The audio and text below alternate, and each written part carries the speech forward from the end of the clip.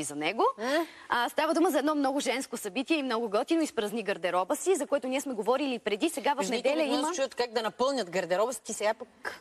Те сега ще ти разкажат за какво става въпрос. Добре. Тук са организаторките му Деница, Светла и Петя, при които ти предлагам да отидем, за да ни поканят лично на събитието. А освен това и част от специалните гости... Добре дошли. Здравейте! Част от специалните гости на събитието също са при нас. Това са актрисата Симона Халачева и певиците Сандра и Ира. Здравейте! Добре дошли вие, момичета! Добре заварили. Много ви благодарим, че дойдохте днес. Сега ще ни разкажете за какво става въпрос. Най-напред обаче към организаторките. Кажете ни каква е идеята на събитието. Там, чакай, аз да се навря при вас. Дайте да близко малко, защото ще разглеждаме.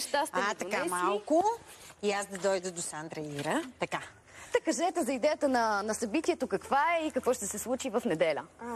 Да, събитието е Empty Your Wardrobe, или най-общо казано събитие за размяна на дрехи, се осъществява за трети пореден път, като този път различното е това, че от 11 до 1:30 всеки може да донесе своите дрехи за размяна, като през това време ние ще аранжираме дрехите по закачалките и щендерите. Дрехи през това време няма да могат да се взимат. Това може да стане след 1:30, когато ще има свободен достъп за всички и всеки може да обнови своя гардероб, като молим артикулите, които ще се донесат, да са чисти, здрави, добре изглеждащи дрехи. Само дрехи ли или може и аксесуари, може обувки, колани, очила. Всичко, което ни е омръзнало. Кой каквото реши от своя гардероб.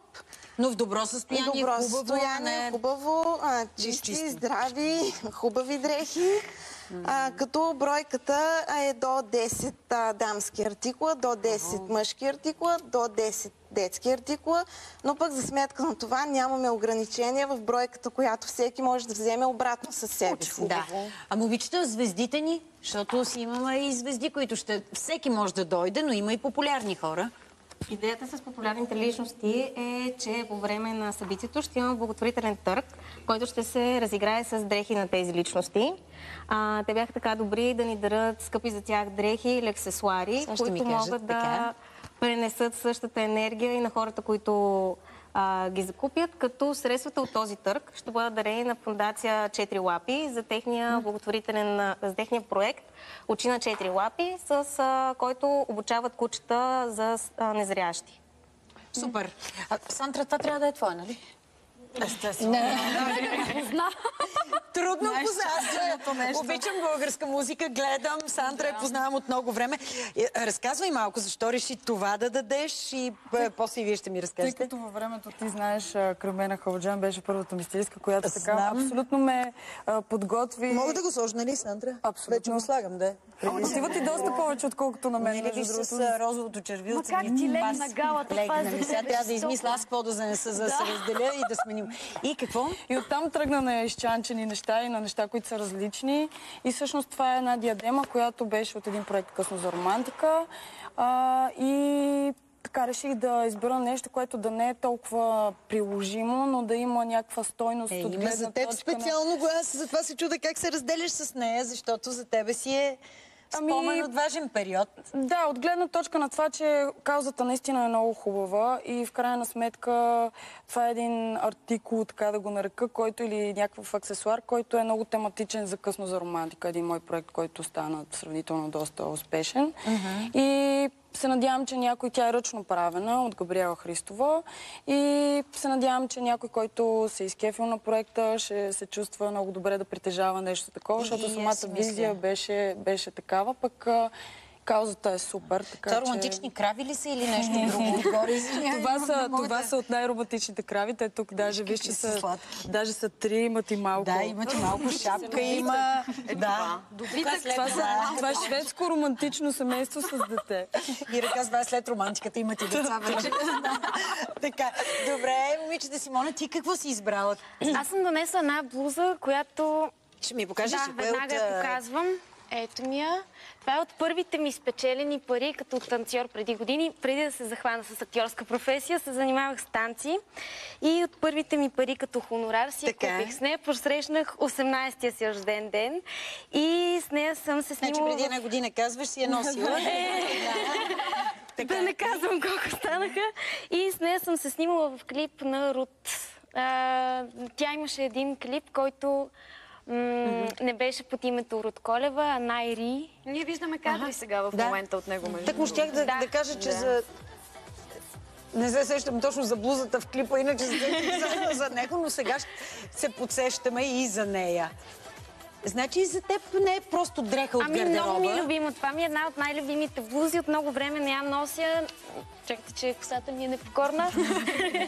Трудно я да я пусне. Да. Не иска. Но трябва, момичета, нали знаете, че е хубаво това по разни източни вярвания? Ето тук човека, който разбира от тези неща. Нали да се разделиш с някакви хубави вещи, на които някой ще се радва. Да, хубаво е да освобождаваш място не само в... Не само в гардероба си, а в цялата къща е добре да освобождаваме място, за да могат да влязат нови неща. Ако ние постоянно трупаме, енергията застава на едно място и приключва до там. Всяка една дама иска да има нови и красиви неща.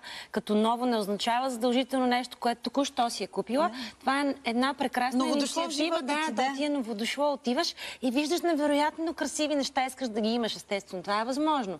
Даваш нещо, взимаш нещо друго и в същото време подкрепиш една кауза, която е разкошна. Ти какво ще дадеш? Аз давам първата си ангелска гривна, която... Ние си говорихме неотдавна с тебе точно за ангелските гривни. Която е пътувала много с мен, донесва ми много прекрасни емоции и се надявам да помогне да се случват някакви хубави неща на други хора. На мен ми донесе много хубави Само да кажем, неща. че си имаха значение камъните. Всяко нещо не е случайно избрано. Не е случайно направено, да. Всеки камък си носи неговата енергия. А тези обувки на кого са, питам аз?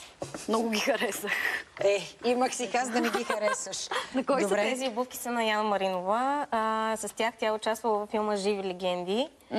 И има една култова реплика с тях, която нас много ни грабна. В края на филма, когато и се налага да бяга и показва обувките, казва: "С тези ли трябва да тичам?" Те са и моя размер, аз мисля за тях да надавам. Тези някой ще тича. Ти вече си щупи веднъж коляното, няма да надаваш за тези обувки. И за другото коляно. Не е така. Има и други неща, сте ни донесли на още популярни. Айде сега пък ти всички да ви чуя, ела да ми разкажеш малко за нещата. Гледай каква готина блуза. Ма давайте, вие разказвайте. Аз тук само ще си разглеждам мезгал. Кажи кое Аз мога да започна с най-ценната ни придобивка. Това е якито, което ни е подарено от Асен Блатечки.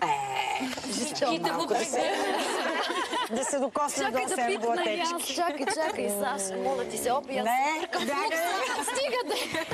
Много е готино, шегуваме се, но това съм сигурна, че и самото яке е готино, а пък и Асен Блатечки има много почитателки, така че се надявам да... Надяваме се, те да ни посетят и да надават. А тази рокля? Точно така.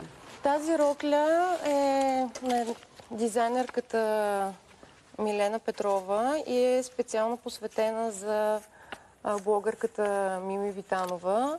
Интересното при нея е, че е с ръчно поставени цветенца. Много са сладки, тя на мен ми заспа. Ти видя розово лилавко и вече се влюби. А чантичката? Чантата е на стилиста и дизайнер Антония Йорданова. Веднага я познах, да ти кажа, че е нейна. Интересното при нея е, че това е една от първите закупени дизайнерски чанти, за които е дала последните си спестявания и е останала буквално без пари след тази чанта, но прави всичко в името на модата и на това да изглеждаме красиви и модерни. Душата. Добре, аз друго пък нещо? Тази, като заговорихме за чанти, тази пък си харесах. Виж колко тази чанта е на Белослава. Тя също... интересна история.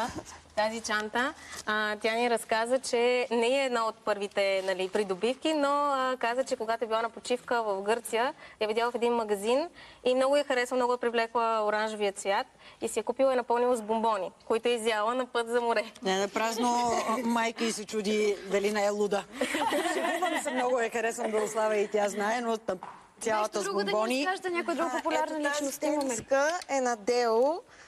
С нея е спечелил VIP Brother и вярва, че точно тази тениската... Я да видя, съм била с негова VIP Brother. Вярва, че точно тази тениската Замири се на къщата на Big Brother веднага. Там има особена миризма. Наистина. Вярва, че точно тази тениска му е донесла този късмет, така че се надява късмета да се предаде на следващия получател. Само Дел си момичета, е искам късмети и много хубави неща му предстоят. Искам, Гала, само щастливи. накрая да кажа, че много подобни събития се навъдиха в София, но тези момичета са първите, които направиха такава размяна на дрехи в България, за което ви поздравявам. В Щатите това е много голям тренд. Тук вече си го имаме и у нас. И вие бяхте първите, които го правите и за радост стига по-големи мащаби сега. Благодаря. Искаме само да съобщим, че събитието ще бъде тази неделя от 10 часа в галерия 2.0. Добре, дам си. Има още много неща. Нещо друго да допълните, да ни кажете. Всеки може да дойде, всеки може да донесе дрехи. Да. Пак казахме, чисти, здрави дрехи, хубави и може да ги размени или пък да наддава за нещо оставено от звездите. Аксесуар, сме дреха. също така работилници, тъй като докато ние редим дрехите, които всеки носи, няма да може да се взимат дрехи обратно през това време. И за забавление на всички посетители сме организирали 4 работилници. Светло може да разкаже повече за тях. Работилниците са прекрасни. Едната, т.е. може да се докоснете наистина до творчеството. Едната е работилница с индийски мотиви върху тялото с кана. Другата е може да направите рисунка върху порцелан или текстил и да се разкрасите с грим и прическа на нашата работилница по красота. Аз бих дошла да се разкрася. А вино има ли? Има. Приготвя. Идвам тук. Момичета, благодаря ви. Успех желая от сърце. Много се радвам, че бяхте тук. Стискам палци да се съберат средства и за тая прекрасна инициатива за животинките и за всичко, което решите да правите. Успех желая. Ела сега тук.